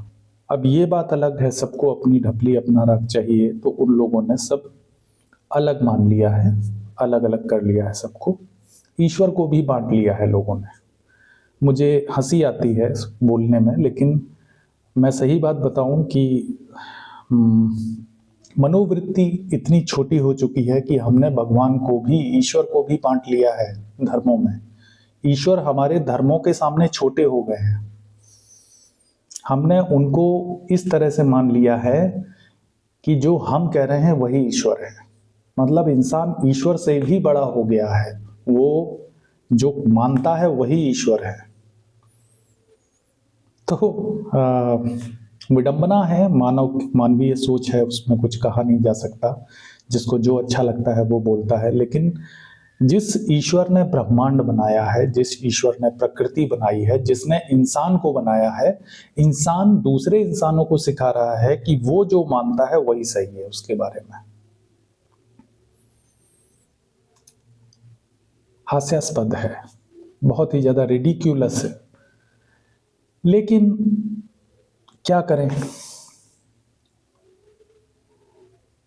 एक साथ बहुत सारे लोगों को समझाना संभव नहीं है, क्योंकि लोग सुनते नहीं हैं, पहली चीज। दूसरा, सुनते हैं तो समझते नहीं हैं, और तीसरा, समझते हैं तो वो बोलते नहीं हैं। और अगर वो बोलते हैं तो जो इन तीनों कैटेगरी के खिलाफ हैं लोग, वो लोग उनके खिलाफ खड़े हो जाते हैं। तो इसलिए बेहतर है कि हमें कोई भी अशांति नहीं चाहिए। वैसे भी ईश्वर को इस बात से कोई फर्क नहीं पड़ता कि लोग उसको क्या समझते हैं, क्योंकि ईश्वर हमारी समझ से परे है। ईश्वर को इस बात से कोई लेना देना नहीं है कि लोग उनको क्या समझते हैं, और ना उनको फर्क पड़ेगा, क्योंकि जिसने पूरी सृष्टि का निर्माण किया है, जिसने पूरे ब्रह्मांड को बनाया है, उन ईश्वर को कोई फर्क नहीं पड़ता कि आप उनको क्या समझते हो। लखनऊ में रहने वाला राजेश ब्रह्मांड के रचयिता को क्या समझता है? ब्रह्मांड के रचयिता को कोई मतलब नहीं है इस बात से, क्योंकि राजेश जो समझेगा वो वही समझेगा जो वो जानता है, जितना उसके दिमाग में है। तो ये एक एग्जाम्पल था। राजेश जी बुरा मत मानिएगा, मैंने आपके नाम का प्रयोग किया है, सिर्फ इसमें आपको टारगेट नहीं किया है। तो यहाँ पर जो मैंने एग्जाम्पल दिया है, मैंने ये कहा है कि प्राकृतिक न्याय का सिद्धांत कैसे काम करता है। प्राकृतिक न्याय का सिद्धांत ऐसे काम करेगा जब आप अपने जो प्रिजुडिस है, मीन्स एक जो हम पहले से एक मान लेते हैं, किसी के प्रति घृणा मान लेते हैं, किसी कोई व्यक्ति ऐसा ही होगा। हम किसी भी व्यक्ति को डिस्क्रिमिनेट करते हैं केवल उसके समूह के आधार पर, उसके धर्म के आधार पर, उसकी जाति के आधार पर, उसके आर्थिक स्तर के आधार पर, या उसकी पढ़ाई लिखाई के आधार पर हम जो जज करते हैं किसी को, वो जजमेंट हमको नहीं करना है। सिंपल सा रूल है, किसी को जज मत कीजिए। उसके रंग, रूप, देश, काल, परिस्थिति, किसी भी आधार पर किसी भी व्यक्ति को हम जज नहीं कर सकते, क्योंकि ये सारी सृष्टि ईश्वर ने बनाई है। और जब ईश्वर ने भेदभाव नहीं किया है तो हम कौन होते हैं? हम कोई भी नहीं है। ईश्वर के आगे हमारी कोई भी हैसियत नहीं है ऐसा करने की। सिंपल सा रूल है, लेकिन उन चीज़ों को इतना कठिन कर दिया गया है, इतना कठिन कर दिया गया है कि ईश्वर कोई भी चीज़ कठिन नहीं रखते हैं। ईश्वर का स्वभाव बहुत सरल है, वो भाव से चलते हैं, उनको सिर्फ भाव से पाया जा सकता है। और जिसको भाव से पाया जा सकता है ना, उसका हृदय एकदम सच्चा होता है। ईश्वर को मानव से प्रेम है, मानव जाति से प्रेम है, तभी तो उन्होंने बनाया है। इस धरती पर उन्होंने जितने चीजें बनाई हैं, सबसे उनको प्रेम था, तभी तो वो बना। अगर उनको किसी से नफरत होती तो वो बनता ही नहीं। वो बनेगा क्यों? यदि आप अपना घर बनाते हैं तो आप वही चीजें लगाएंगे वहां पर, उस घर में आपको अधिकार दिया जाए अपना घर बनाने का, और आपके पास पूरे संसाधन हैं बनाने के लिए, तो आप वही लगाएंगे जो आपको अच्छा लगेगा। उसी प्रकार से जब ईश्वर ने इस सृष्टि का निर्माण किया तो उन्होंने वही यहाँ पर दिया है जो उनको अच्छा लगता है। तो हम और आप कौन होते हैं विरोध करने वाले किसी का? समस्या पैदा होती है हमारे एक दूसरे के बीच में, क्योंकि हम में से कुछ लोग जजमेंट करते हैं, हम में से कुछ लोग ईगो रखते हैं, हम में से कुछ लोग घमंड में आ जाते हैं, हम में से कुछ लोग सुधरने को तैयार नहीं होते हैं और मानने को तैयार नहीं होते कि हमें मन में जलन नहीं रखनी है। हम ये मानने को तैयार नहीं होते कि हमें घमंड नहीं करना है। हम ये मानने को तैयार नहीं होते कि हमें किसी के अधिकारों को चोट नहीं पहुंचानी है, किसी के आत्मसम्मान को क्षति नहीं पहुंचानी है। और जब हम ये मानने को तैयार नहीं होते, उसी से ये सारी समस्या क्रिएट हो जाती है। क्योंकि कुछ लोग समूह में मिलकर के दूसरे लोगों के अधिकारों को खा जाते हैं, दूसरों को नुकसान पहुंचा के उनको खुशी मिलने लगती है।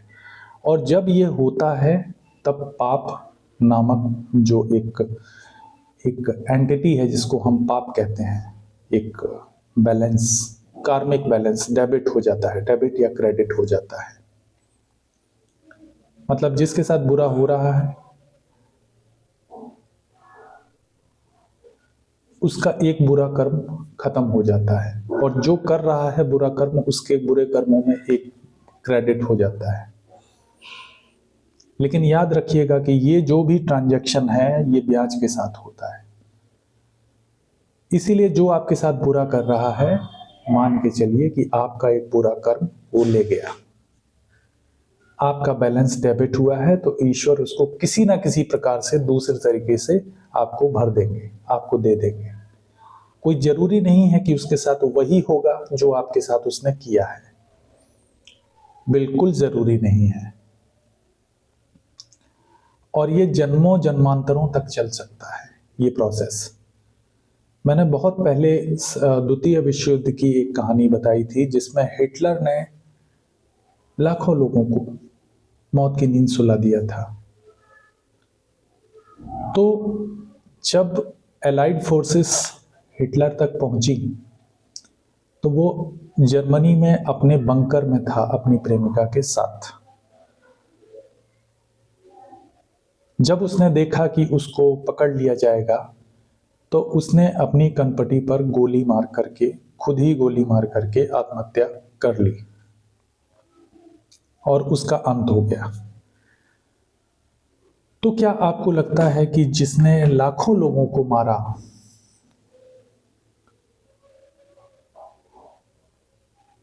प्रायोजित तरीके से, ऐसे नहीं मारा था, बहुत ही दर्दनाक तरीके से मारा था। उसने एक्सपेरिमेंट किए थे लोगों के ऊपर, अलग अलग प्रकार के जहर, अलग अलग प्रकार की गैसों का गैस चैम्बर्स बनवाए थे, जहां पर वो लोगों को तड़पा के मारता था और उनका जो आउटकम है वो देखता था कि मृत्यु किस तरह से हो रही है, दर्दनाक है कि कैसी है। वो इस हद तक विक्षिप्त हो चुका था मानसिक रूप से कि उसको वो चीज देखने में अच्छी लगती थी।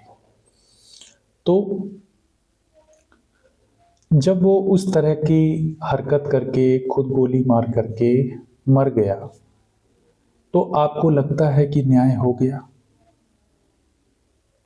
लगता है आपको कि हिटलर मर गया तो सब उसका जो कार्मिक बैलेंस है वो खत्म हो गया? क्या ईश्वर का यही न्याय है? नहीं। ऐसे व्यक्तियों को जो सजा मिलती है वो एक जन्म में नहीं पूरी होगी। जितने लोगों को उसने मारा है, उतनी बार उसको मरना होगा और उतने ही दर्द के साथ मरना होगा। याद रखिएगा, ये जो बैलेंस है ईश्वर इसी तरह से पूरा करते हैं। कार्मिक साइकिल है, पूरी करनी होती है। कर्मों का चक्र से ईश्वर स्वयं इस धरती पर आए हैं, तो उसी सिस्टम के अंदर रह करके गए हैं। श्री राम ने जब बाली को छिप के मारा था, तो आपको याद होगा कि जब द्वापर में श्री कृष्ण के रूप में विष्णु जी ने अवतार लिया, तो उनकी मृत्यु भी वैसे ही बहेलिये ने छिप करके तीर मारा था। ये कथाएं क्यों हैं हमारे जो माइथोलॉजिकल स्टोरीज हैं उनमें क्यों है ये केवल ये समझाने के लिए है कि जो कर्म का सिद्धांत है उससे स्वयं ईश्वर भी परे नहीं है। ये सिस्टम एकदम परफेक्ट है और एकदम परफेक्टली वर्क करता है। तो यकीन मानिए कि ये जो कर्म का हिसाब है ये पूरा होगा। इस स्टोरी से हमें ये समझना चाहिए कि बिल्कुल उसी तरह पूरा होगा, उसी तरह, लेकिन कोई और करेगा। और अगर इस जन्म में नहीं हुआ पूरा आपका हिसाब, तो अगले जन्म में निश्चित रूप से आप अपोजिट जन्मेंगे। अगर आपके अंदर बदले की इच्छा रहती है तो आप अपोजिट रूप में उस व्यक्ति पर अत्याचार करने वाले हैं जिस व्यक्ति ने इस जन्म में आपके साथ अत्याचार किया है। 100% ये मान लीजिए, क्योंकि ये कार्मिक बैलेंस है, ये खत्म नहीं होता, कभी भी खत्म नहीं होता। लेकिन हाँ, इसमें लाइफ टाइम्स आपके लग जाते हैं और हमारी सोल सीखती रहती है हमेशा। बस यही एक अंतर होता है कि हमारी सोल सीखती रहती है लगातार, हम वो सीखते रहते हैं, हमारी आत्मा में ज्ञान जाता रहता है और हम लगातार जितने जन्म लेंगे हमारी आत्मा उतना उन्नति कर चुकी होगी, उतना हमारे अंदर अनुभव आ गया होगा, तो हमारी दर्द सहने की क्षमता भी बढ़ जाती है। जो आत्मा जितनी पुरानी होगी उसके अंदर दर्द सहने की क्षमता उतनी ज्यादा होगी, वो उतना ज्यादा जीवट होगा, वो उतना ज्यादा सहनशील हो चुका होगा। या हो चुकी होगी। यहाँ पर जेंडर की बात नहीं करेंगे।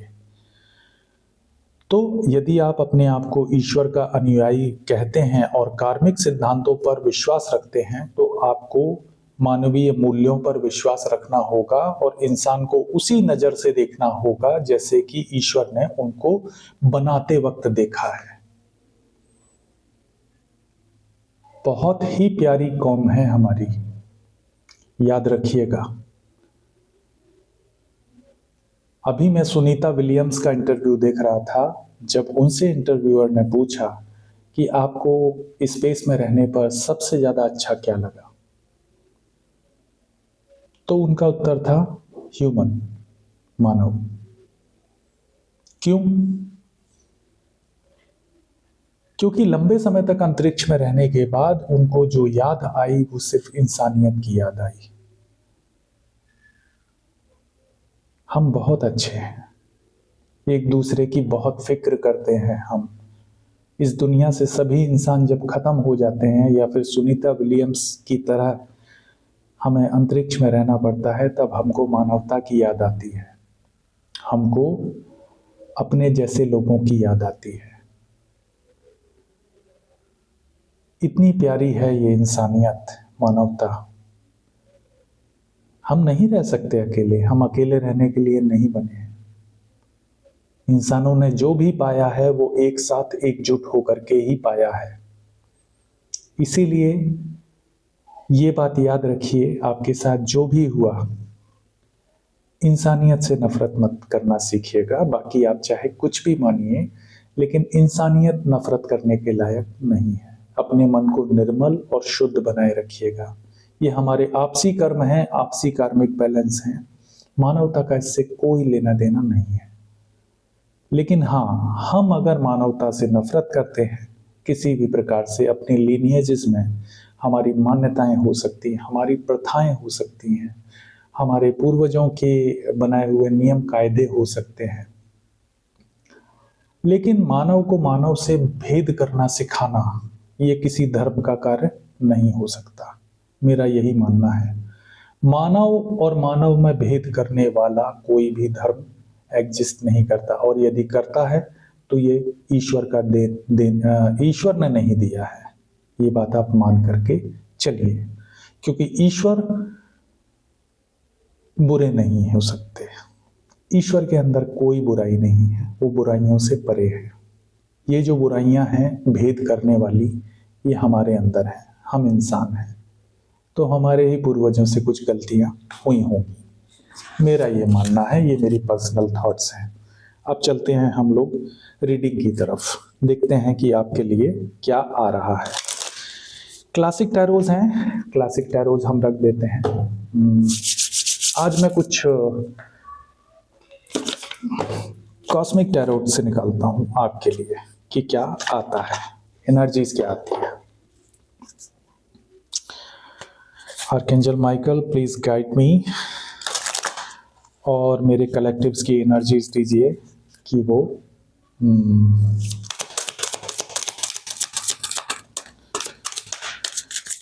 उनके लिए क्या आ रहा है। देखिए, अगर आप कुछ भी सोच रहे हैं अपने बारे में, कोई भी क्वेश्चन आप सोचिए इस समय, तो उसका आंसर यस है। अगर आप कुछ भी सोच रहे थे, आपके मन को कोई भी चीज़ परेशान कर रही थी, तो उसका उत्तर है yes. Luck is on your side. तो आपके जो दिन हैं वो बदल रहे हैं। हाँ, अच्छे दिन आ रहे हैं। मुझे कहना अच्छा लग रहा है ये कि अच्छे दिन आ रहे हैं। Luck is on your side. आप चमकने वाले हैं, कुछ ना कुछ ऐसा जरूर होने वाला है जो आपके लिए लकी है। कुछ तो अच्छा होने वाला है। क्या अच्छा होने वाला है? कमिटमेंट आ सकता है।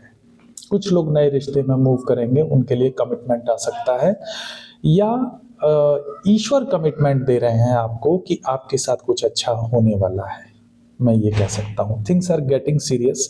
ये किसी प्रकार का रोमांटिक रिलेशनशिप था जिसमें कमिटमेंट आ रहा है, ये हो सकता है। या जो लोग इस परिस्थिति में नहीं है, उनके लिए भी कुछ अच्छा आ रहा है।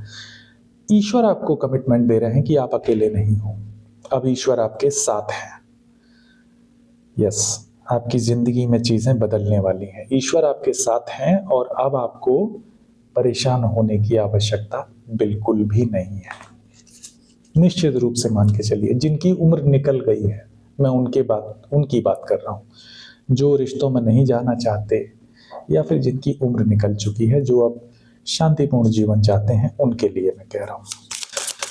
थर्ड कार्ड निकालते हैं, देखते हैं क्या आ रहा है। Archangel Michael please.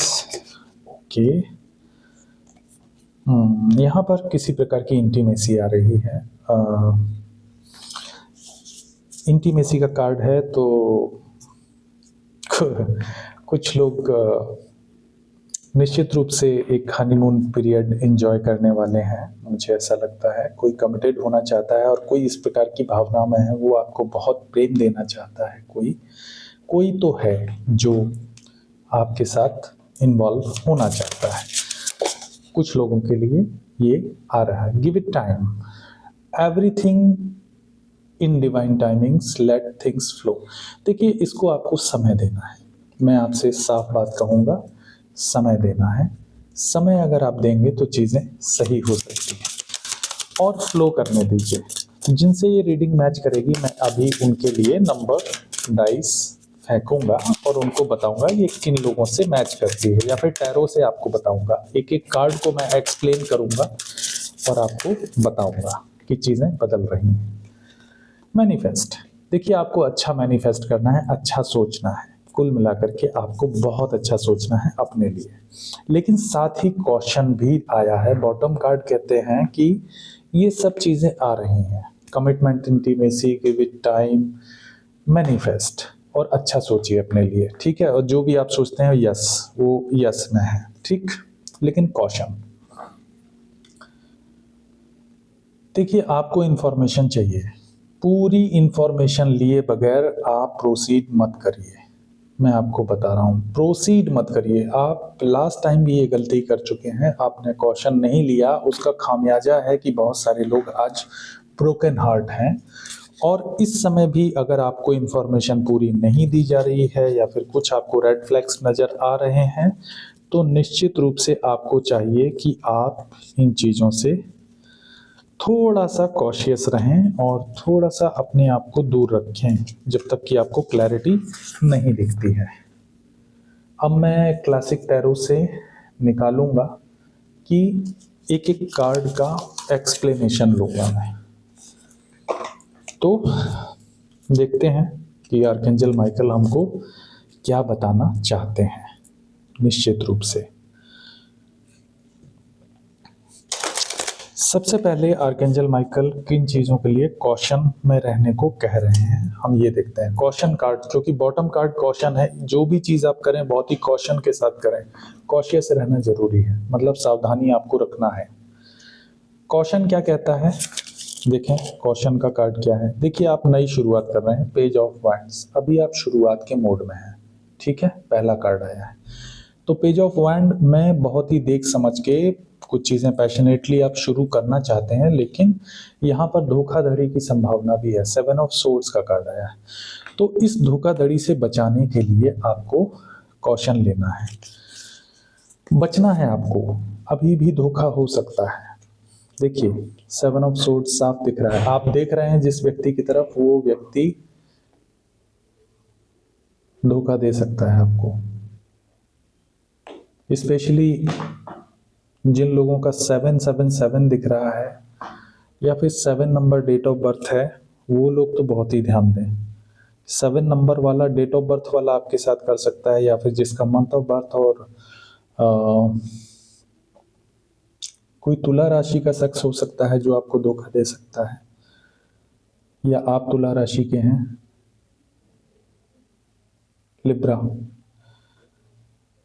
देखिए, यहाँ पर प्रॉपर्टी को लेकर के कोई धोखा हो सकता है। अगर आप प्रॉपर्टी से संबंधित किसी चीज़ से डील कर रहे हैं, तो वहाँ पे आपके साथ धोखा हो सकता है, क्योंकि यहाँ 2 तलवारें लैंड में घुसी हुई हैं, जमीन में लगी हुई हैं, इसीलिए मैं कर रहा हूँ। 5 तलवारें इसके हाथ में हैं, तो 5 तलवारें हाथ में हैं, यानी कि ये 5वीं बार चीटिंग करेगा व्यक्ति, या फिर 5 लोगों से चीट कर चुका है।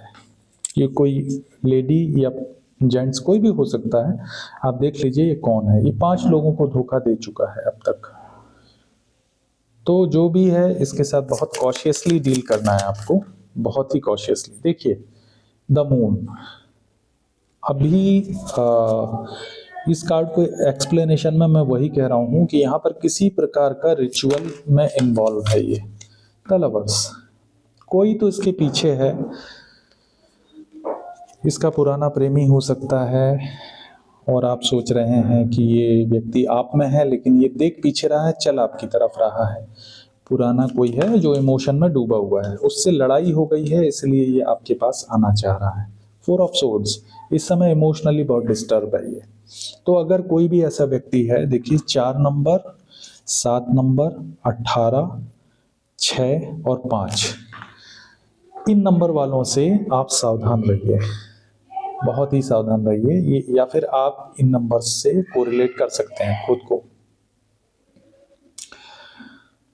Gemini, Libra, Aquarius, mainly Aries, Scorpio, Aries, Leo,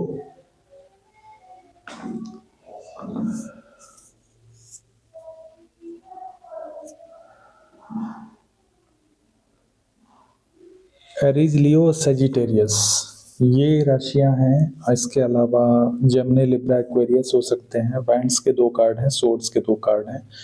the moon बताता है कैंसर को, और किसी व्यक्ति को तो धोखा दिया गया है मास्क लगा के, और जो भी आपकी तरफ बढ़ रहा है वो हो सकता है कि अपने पुराने रिश्ते को छोड़ के निकल रहा है, लेकिन अभी भी बहुत ही चुपके से आ रहा है आपके पास।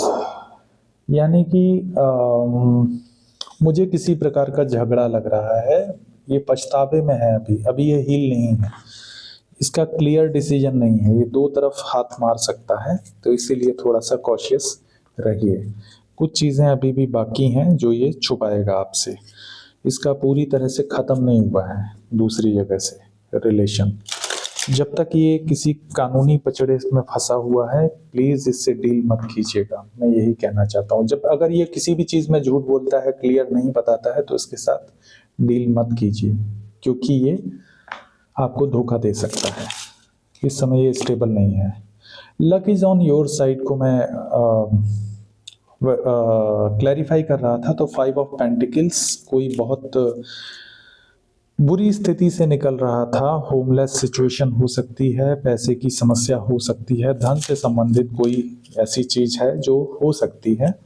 बहुत ही इमोशनली अकेले थे, धन भी नहीं था, और यहाँ पर 10 ऑफ पेंटिकल्स, फैमिली से दूर हो गया था कोई, मैं यही कहूँगा। तो यहाँ पर ईश्वर आपको एक अवसर दे रहे हैं। 4 ऑफ कप्स का कार्ड है, 4, 5 और 10 ये नंबर्स आए हैं, देख लीजिए आपके नंबर्स जुड़े हो सकते हैं।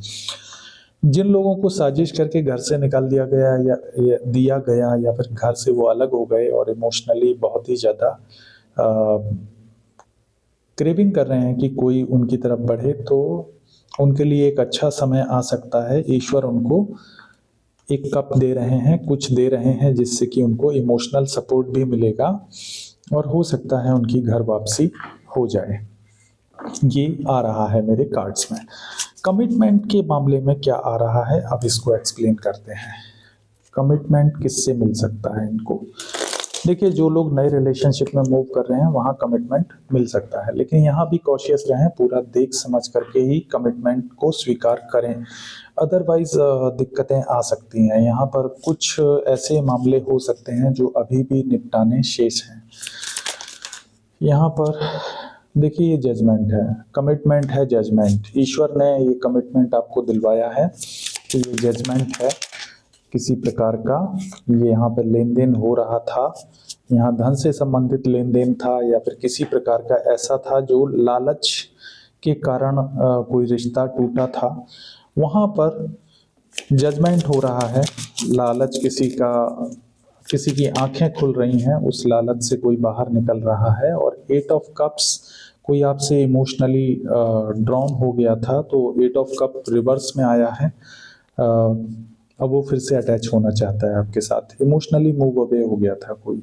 यहाँ पर द हर्मिट, हर्मिट का कार्ड है जो कि कहता है कोई पीछे मुड़ करके सोच रहा है कि उसने एक लालच की वजह से एक बहुत अच्छे रिश्ते को खो दिया, और इसके सामने उन लोगों की असलियत आ रही है जिन लोगों की वजह से ये रिश्ता खोया था, जिन लोगों ने इसको उकसाया था रिश्ता तोड़ने के लिए।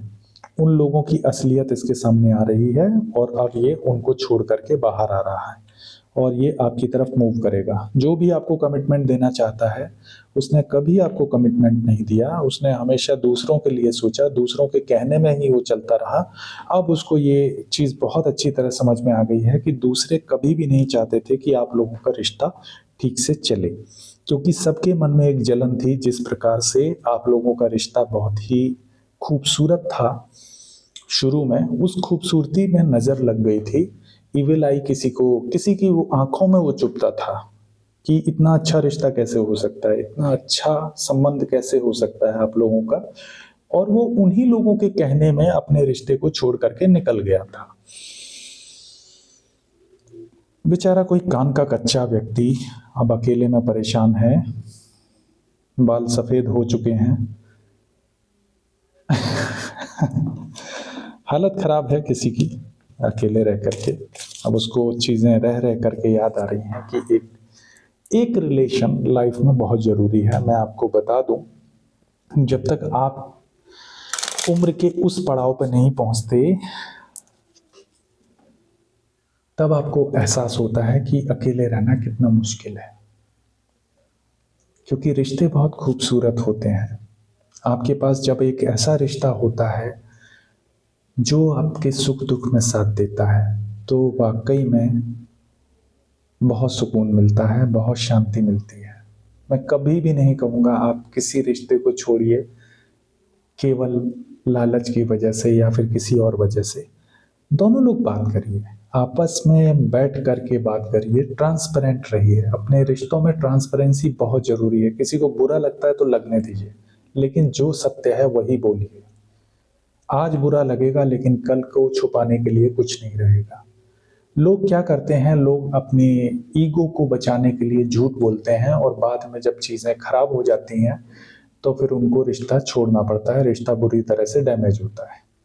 इसीलिए बोला जाता है ट्रांसपेरेंसी बहुत अच्छी पॉलिसी है। पारदर्शिता सब कुछ है, रिश्तों में एकदम पारदर्शी रहना चाहिए और सारी बातों को शेयर करना चाहिए। जो लोग बातों को छुपाते हैं वहाँ रेड फ्लैग्स हैं, आप याद रखिए, वो रेड फ्लैग्स हैं। छुपाना कभी भी अच्छी बात नहीं है, मैं आपको बता दूं, कभी भी नहीं छुपाना चाहिए कुछ भी। और अगर कोई व्यक्ति रिश्ता तोड़ने की बात कर रहा है और हम उन्हीं के बारे में ही छुपा रहे हैं, हम बता ही नहीं रहे हैं कि ये कौन बोल रहा है हमसे, हम उसी के कहने में चल रहे हैं, तो ऐसे लोगों को मैं बेवकूफ़ कहता हूँ कि जो रिश्ता तोड़ने के लिए बात कर रहे हैं और आप उन्हीं की रक्षा कर रहे हो, आप उन्हीं का पक्ष ले रहे हो। कैसे लोग कर लेते हैं, बहुत ही अजीब सी बात है। मैं तो यही मानूंगा कि लोग बेवकूफ़ होते हैं। इंटीमेसी, यहाँ पर 4 ऑफ सोर्ड्स का कार्ड है। 4 ऑफ सोर्ड्स क्यों आ रहा है, 3 ऑफ सोर्ड्स, और यहाँ पर 6 ऑफ सोर्ड्स। बॉटम का कार्ड है 5 ऑफ सोर्ड्स। देखिए यहाँ पर मुझे जो इंटीमेसी का कार्ड आया है उसका क्लैरिफिकेशन ये मिल रहा है कि कोई ऐसा व्यक्ति है जो बहुत ज़्यादा टेंशन में था। थर्ड पार्टी को इंट्रोड्यूस किया था इसने पीठ पीछे, और अब वो कर्मा भुगत रहा है थर्ड पार्टी के साथ। थर्ड पार्टी के साथ इसकी लड़ाई हो गई, तो इंटीमेसी की वजह से, किसी की इंटीमेसी की वजह से इसने आपके साथ लड़ाई की थी पास्ट में। जो भी व्यक्ति अब कमिटमेंट लेके आ रहा है आपके पास, वो इंटीमेट रिलेशन थे उसके कहीं पर, और उसकी वजह से ही इसने आपसे लड़ाई की थी। वो उस इंटीमेसी को छोड़ने को राजी नहीं था, जो भी व्यक्ति था। तो इसने क्या किया कि सारा इल्जाम भी आप पर डाला और आपको हराने के लिए हर वो प्रयास किया जो जरूरी था, इसको लगा। अब ये कर्मा भुगत रहा है, आप भी इसको छोड़ करके निकल लिए हैं। यहाँ पर 6 ऑफ सोर्ड्स का कार्ड है, दोनों लोग मूव ऑन कर गए हैं सिचुएशन से। किसी की सेक्सुअल केमिस्ट्री बहुत अच्छी थी, अब उसको याद आ रहा है कि ये पुराना टाइम कितना अच्छा था। आपके साथ भी ये बहुत खुश था, लेकिन इसने आपको टाइम नहीं दिया। बात ये है, आप पर उसको भरोसा कम था, क्योंकि वो अपने किसी इंटीमेट रिलेशनशिप के साथ ज़्यादा खुश था। उसको आज़ाद ख्याल व्यक्ति हम कह सकते हैं। Give it time. अगर आज़ाद ख्याली रखनी है तो शादी नहीं करनी चाहिए। जब आप शादी नहीं करते हैं तो फिर आप पर कोई ब्लेम नहीं आता। आप किसी को ये होप नहीं देते हैं कि मैं तुम्हारे साथ रहूंगा। आप आज़ाद रहिए, आज़ाद ख्याली के साथ। इससे क्या होता है, आपके ऊपर ब्लेम नहीं आता और आप भी खुश रहते हैं और दूसरे की ज़िंदगी भी बर्बाद नहीं होती है। यदि इतना ही इंटीमेसी चाहिए तो शादी नहीं करनी चाहिए, मेरा यही मानना है। क्योंकि दूसरे की ज़िंदगी को बर्बाद करके आपको क्या मिलेगा। शादी का मतलब ही कमिटमेंट है। कमिटमेंट नहीं है तो शादी क्यों करते हैं लोग। बहुत ही सिंपल सा लॉजिक है, पता नहीं लोग इसको क्यों टफ बना देते हैं। Give it time. Give it time को एक्सप्लेन करते हैं, यहाँ भी जजमेंट का कार्ड है। टाइम नहीं दिया किसी ने, है ना। ईश्वर अब कह रहे हैं कि डिवाइन टाइमिंग है। इस लड़ाई के ऊपर जजमेंट है जो आपके साथ की थी इसने पास्ट में। यहाँ पर अब कोई लड़ाई करके उन्हीं से जिनकी वजह से उसने आपसे लड़ाई की थी, अब कोई नाइट ऑफ कप्स के तौर पर आ रहा है और आपकी तरफ प्यार का प्याला बढ़ाना चाहता है। साथ में पेज ऑफ पेंटिकल्स का कार्ड आया है जो कि नई शुरुआत को दिखाता है कि अब कोई इंटरेस्टेड है आपके साथ नई शुरुआत करने के लिए। और ये जजमेंट टाइम है, इसलिए सद्बुद्धि इसको आ रही है, क्योंकि इसकी उन लोगों से लड़ाई हो चुकी है जिनके साथ इंटीमेसी के चलते इस व्यक्ति ने आपको नीचा दिखाया था पास्ट में। बहुत ही बेइज्जती की है आपकी, बहुत नाम खराब किया है इस व्यक्ति ने आपका। अपने कर्मों की वजह से इसने आपका नाम खराब किया, अपने ईगो की वजह से और अपनी इस इंटीमेट रिलेशनशिप की वजह से, जो कि चोरी छिपे चल रहा था किसी और के साथ। तो यहाँ पर ये चीज़ क्लियर हो गई। अब एक लास्ट कार्ड बचा है, मैनिफेस्ट। इसको हम एक्सप्लेन करते हैं ये क्या है। देखिए चीज़ें, मर्क्यूरी रेट्रोग्रेड आ रहा है, मेरे ख्याल से 26 या 28 फरवरी है डेट। देखिएगा ये जो पीरियड होता है 26 फरवरी, जो भी मर्क्यूरी रेट्रोग्रेड का पीरियड होता है, इस समय वो चीज़ें लौट करके हमारे जीवन में दोबारा आती हैं। जो भी पास्ट की चीज़ें होती हैं वो हमारे पास दोबारा लौट करके आती हैं। लगभग 15 से 20 दिन का समय होगा ये, जो आपको पुरानी चीज़ों का सामना करना पड़ सकता है।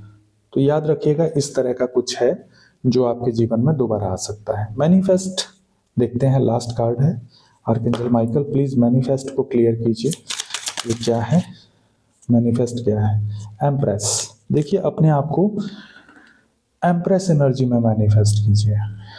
3 नंबर का कार्ड है, आपकी मैनिफेस्टेशन बहुत हाई होने वाली है। जो भी आप मांगेंगे इस समय, जो भी आप मान करके सोएंगे या फिर सुबह उठ करके मांगेंगे, वो आपको बहुत जल्दी अचीव हो जाएगा। क्योंकि इस समय आपकी जो मानसिक शक्ति है और जो आपकी फ्रीक्वेंसी है, आवृत्ति है, वो बहुत हाई है, बहुत ऊंचे स्तर पर है। तो आप जो भी चाहते हैं प्लीज़ उसको लिखिए, उसको मैनिफेस्ट कीजिए, आपके जीवन में वो चीज़ें आने लगेंगी। यहाँ पे देखिए डेविल ये बुराई के तौर पर मैं नहीं कहूँगा। यहाँ पर डेविल का मतलब है जो भी मेटेरियलिस्टिक चीज़ें आपको मिलती हैं इस धरती पर, वो डेविल कार्ड शो करता है। चाहे ये कोई कॉन्ट्रैक्ट हो, कोई समझौता हो सकता है। कुछ लोगों के लिए समझौता आ रहा है, एक एग्रीमेंट आ रहा है, कोई जॉब लग सकती है, कोई कानूनी एग्रीमेंट हो सकता है, कुछ परचेज हो सकता है, कुछ भी एक बड़ा अचीवमेंट है जो आपको मिलने वाला है। तो मैनिफेस्ट कीजिए, जो भी मैटेरियलिस्टिक चीज़ आने वाली है। कुछ लोगों का रिश्ता भी सुधर सकता है। अगर बड़ी धनराशि इन्वॉल्व है तो आपसे कोई समझौता करना चाहता है कि ये शर्तें हैं, आप शामिल हो सकते हैं। तो कुछ लोग आपसे संपर्क कर सकते हैं, इस तरह का कुछ अगर आपको मिलने वाला है। यहाँ इनहेरिटेंस से जुड़ा हुआ मामला भी हो सकता है। हो सकता है कि आपके इनहेरिटेंस को खाया गया हो पास्ट में कुछ लोगों ने। आपके नाम से कुछ हो सकता है, जो कुछ लोग, एक व्यक्तियों का समूह खा लेना चाहता था उस चीज़ को और आपको उस रास्ते से हटा देना चाहता था। तो हो सकता है कि वो चीज़ें आपके साथ सामने आने वाली हैं। व्हील ऑफ फॉर्च्यून बिल्कुल सही है। कुछ लोगों के लिए बहुत ही गुड न्यूज़ है, उनको अपना अच्छा बुरा देखना है। द हेरोफेंट, कोई बड़ा व्यक्ति आपके साथ समझौता कर सकता है, कोई भी सामाजिक रूप से प्रतिष्ठित व्यक्ति है, ये जो भी है, ये आपके सामने, यहाँ देखिए 2 चाबियां दिख रही हैं, आपको अवसर देने वाला है ये। और यहाँ पर डेविल का कार्ड दिखाता है किसी प्रकार के एग्रीमेंट को जो मटेरियलिस्टिक ग्रोथ आपको देगा। आप ऑलरेडी एम्प्रेस हैं, ठीक है, इससे आपका वक्त बदल जाएगा। व्हील ऑफ फॉर्च्यून आ रहा है, तो ये बड़ी संभावना है मेरे कलेक्टिव्स में से कुछ लोगों के साथ। 3, 15, 1 और 5 ये ऊर्जाएं हैं। अब आप देख लीजिए किस चीज़ से संबंधित है। कोई एक बड़ा एग्रीमेंट आपके पास आ सकता है, कोई एक ऐसा समझौता हो सकता है जो आपके साथ करने के लिए कोई प्रतिष्ठित व्यक्ति आएगा, कोई ऐसा व्यक्ति जो इसका समाज में बहुत नाम है, जिसकी प्रतिष्ठा है अपनी, वो आएगा।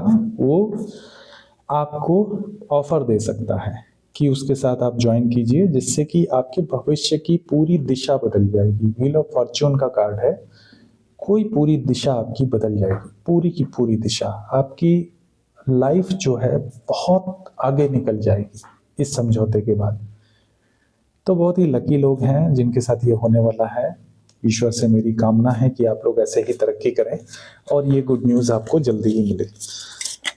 रीडिंग आपकी एनर्जी से अगर मैच करती है, आपको लगता है कि ये चीज़ें आपके जीवन में होने वाली हैं या हो चुकी हैं पास्ट में, रिजोनेट होती है, तो प्लीज़ मेरे वीडियो को लाइक कीजिएगा और चैनल को सब्सक्राइब कीजिएगा। अपने कमेंट्स के माध्यम से मुझे बताइएगा कि ये रीडिंग किस हद तक आपसे रिजोनेट हुई। प्लीज़ मेरे वीडियो को हाइप भी कीजिए।